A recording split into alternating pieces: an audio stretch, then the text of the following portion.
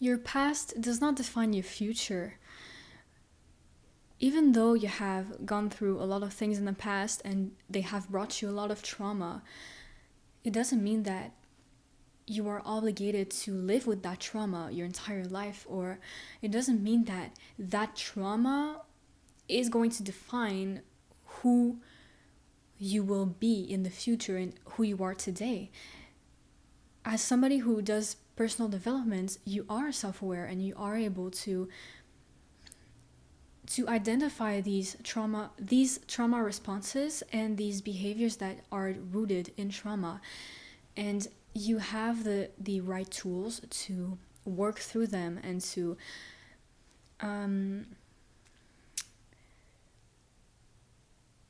debunk limiting beliefs and to release those traumas. And just because in your past, maybe in your childhood, you grew up in circumstances that were really unhealthy and they were really traumatic, and it doesn't mean that today you need to live on in these circumstances. Today you are able to create new circumstances for yourself that are going to be safe for you and are going to be safe and secure. If you grew up feeling like you never had room for you to have opinions and to express your opinions, today make room for yourself to have opinions and to express your opinions. Anything that you didn't get in childhood that you wish that you would have gotten, today give yourself the gift of giving you those things. Create space for yourself and create the room in your life and create the circumstances you need for you to feel comfortable and for you to feel safe. And also honor your inner child, honor your past self and listen to them. Imagine your inner child and listen to what they need, and try to remember what you have always felt that you needed but never gotten, and use this not as a way to go deeper in your sorrow, but use this information as a way to guide you into creating the life that you want today as an adult. And just because all of these traumatic experiences created all of these behaviors within you, just because in the past you might have been acting out of a lot of trauma, it doesn't mean that you will be acting out of that trauma forever. And healing trauma responses takes a lot of time and effort and energy, and even when you are healing those trauma responses, you get triggered. You can get triggered very often, and it's a lot of work, because every time you get triggered, you have to not start back at square one, but you have to repeat the process of either debunking a limiting belief or speaking words into yourself of words like reminding yourself that you are safe, or maybe reminding yourself that, wait, hold on, our perception might be skewed, and maybe the reality is different than what we are perceiving right now. Maybe in our heads we're perceiving it bigger than it actually is, and maybe we need to take a step back, take a breather, feel our emotions and really have them pass, and then when we have calmed down, try to look at the facts and try to look at it in a more objective way, even though we look at everything subjectively, but try to gain a little bit of perspective on it. So every time that you get triggered, you have to do that process all over again, and it's a lot of repetition. That's why I say that it takes a lot of energy and it's a lot of work, because it can get very tiring, especially if you're in a period of time when you get triggered very, very often. Sometimes it's every day. Sometimes you go through periods of time when you get triggered every single day, and you just have to push through. And sometimes these are the times when we feel like giving up, and it can feel very defeating, but you need to understand that you need to get past week 1 of getting triggered every day. After that, you need to get past week 2, week 3, week 4, etc. And trust that eventually you will get triggered less often. But you have to, again, that's why it's very difficult, because it's very important to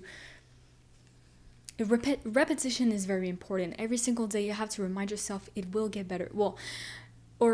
Yes, it will get better, but also keep in mind that eventually I will get less triggered, and right now it is normal. It is normal that I'm getting triggered every single day. I'm debunking these limiting beliefs. I'm healing those trauma responses, and remind yourself that these behaviors, these behaviors that are rooted in trauma, they have grown inside of you through repetition, because you were always acting that way. And then eventually you noticed that you were acting that way, and you thought, okay, wait, hold on. This is not this seems like it's very much rooted in trauma, and this is not how I want to act anymore. Let me heal this. And once again, I've said it many times already. This is why repetition is so important. The behaviors grew out of repetition, and they will fall with repetition as well. So yes, I was saying that even though in the past you were acting out of a lot of trauma, it doesn't mean that today, it doesn't mean that you will be acting out of all of that trauma forever. And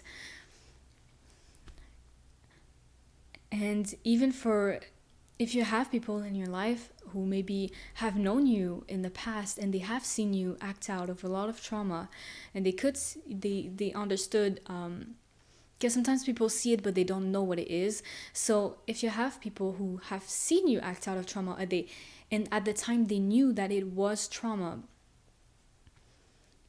sometimes these people will still see you as that version of you. And it's really important to understand that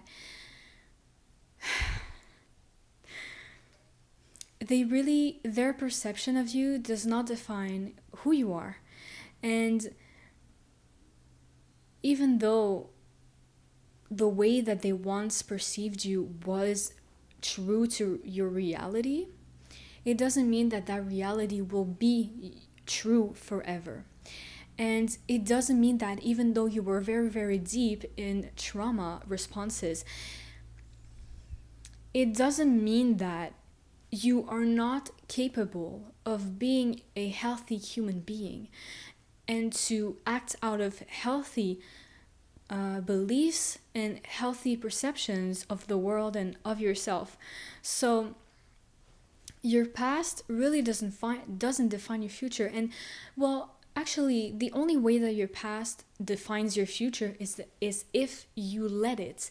If you decide to see it that way, and if you believe that because you were away in the past, you're going to be that way forever. And you can break the cycle whenever you want, but you just have to decide. You have to make the decision, and nobody else is going to do it for you. And it wouldn't be the responsibility for anybody else either. This is really your life, and you can you can make your life whatever you want it to be, and you're the only person who has a say on that.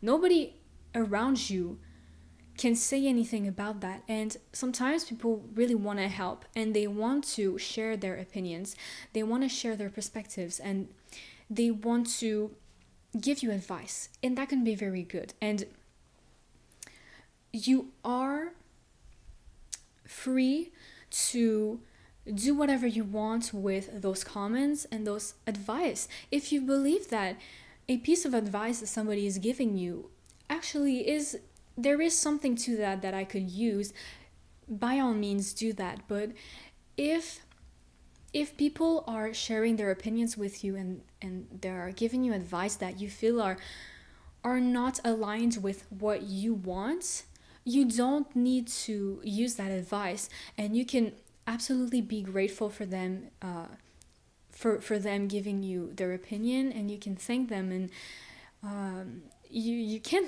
say thank you, and I appreciate you saying that to me.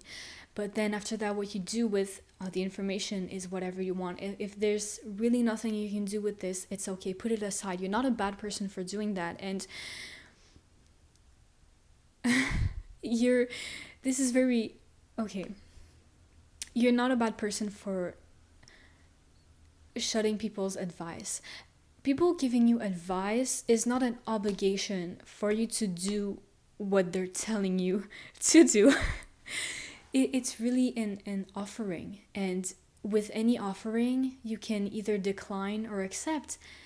And like I said, if there's a little part of the advice that you could use, take it, grab it, and if the rest you don't need it, you can put it onto the side and not use it. There is a point when you can really decide to feel this feeling of belonging when it comes to your life, because yes, everybody knows that we all have our life, but I feel that sometimes it's important to really take the time to really understand the idea of this life really belongs to me, because everybody else has their own life and they're outside of me, and so this life is really for me. I drive it, and things are going to happen in my life because I will make them happen. Or if I want something for myself in my life, I'm going to be the one who will figure out the steps to get that thing and to work towards that goal or that thing. So really get into this creative mindset to really create the circumstances you want in your life. And yes, use your past as a way to learn and a way to even maybe identify what you don't want in your life today, or even maybe some things that you do want, that you had in the past that you really enjoyed, that you want today to still have them. So yes, you can use your past as information, but always remember that your past does not define your future, and it does not define your present, and it doesn't have to. You're going to be the one who will decide that it won't define your future. And all of these unhealthy behaviors and all of that trauma that you went through, it doesn't need to coexist with you your entire life. Learn from it and heal it. But if you don't want it anymore, let it go. Take what you can, just like the advice I was talking about. Take the part of it that you can use, and you can have it with you for your future. Take it, and the rest you can let it go, and you don't need to use it. Put it off to the side and let it go.